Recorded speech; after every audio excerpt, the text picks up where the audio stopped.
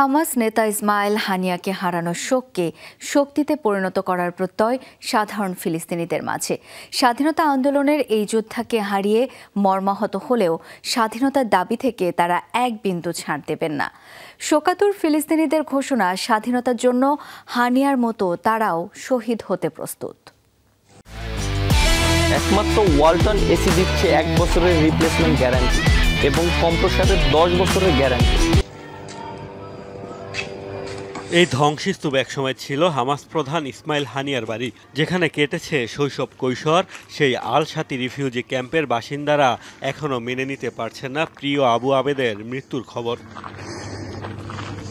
সন্তান স্বজন তো হারিয়েছেনই, ফিলিস্তিনে ছিল না নিজের মাথা গোঁজার ঠাঁইও। কিন্তু স্বাধীনতার জন্য জীবনের শেষ মুহূর্ত পর্যন্ত লড়ে যাওয়া হানিয়াকে আপন করে নিয়েছিলেন ফিলিস্তিনের সর্বস্তরের মানুষ।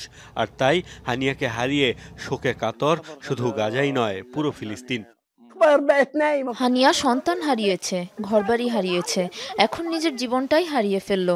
ফিলিস্তিনিরা একজন নেতাকে হারালো যার শূন্যস্থান পূরণ হবার মতো নয়। আবু আবেদ, আপনাকে হারিয়ে এখন মনে হচ্ছে এই যুদ্ধে আমাদের মরে যাওয়াই ভালো।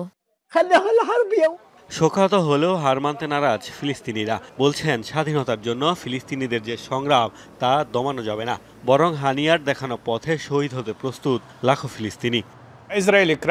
হানিয়ার হত্যাও ফিলিস্তিনিদের স্বাধীনতার যে আকাঙ্ক্ষা তা বিন্দুমাত্র কমবে না। ফ্যাসিবাদীরা ইসরায়েলকে নিয়ন্ত্রণ করছে, তারা পুরো অঞ্চলে সংঘাত ছড়িয়ে দেওয়ার অপচেষ্টা চালাচ্ছে।